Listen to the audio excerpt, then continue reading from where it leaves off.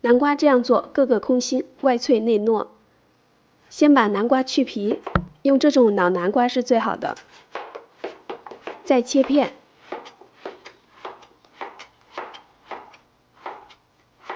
放蒸锅蒸15分钟左右，能轻易用筷子扎透就熟了。沥掉多余的水分，倒出来140克熟南瓜，压成泥，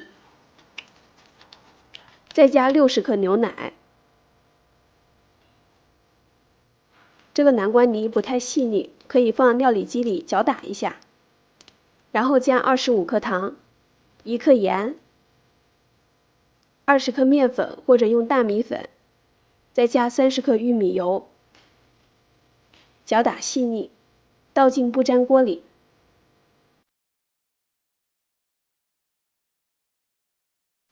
中火加热，需要不停地搅拌，煮到有些粘稠的状态就可以。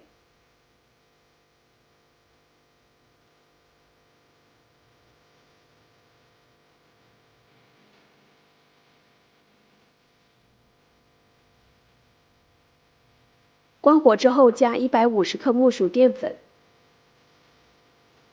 用硅胶铲子搅拌。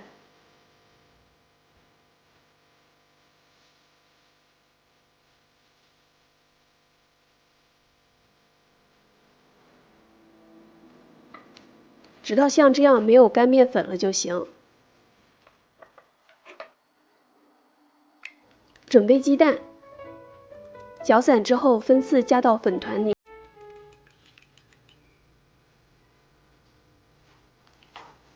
每一次都要搅拌到蛋液被吸收之后，再加下一次。实际用到的蛋液需要灵活调整，我一共用了2个鸡蛋。最后像这样的状态，提起面糊，呈倒三角，不会马上掉下来就差不多。加一些黑芝麻增香，再一次搅拌均匀。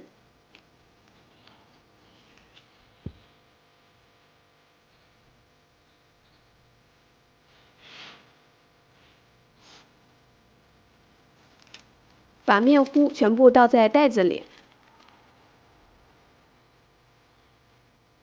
这时候可以预热烤箱，把它们均匀地挤在烤盘上，180度烤25到30分钟。等到表面上色了，而且都膨胀变大，就可以出炉了。表面是脆脆的，里面是木薯淀粉的软糯，还有浓浓的南瓜香味儿。我的家人都非常喜欢。下期美食更精彩，期待您的订阅和关注，拜拜。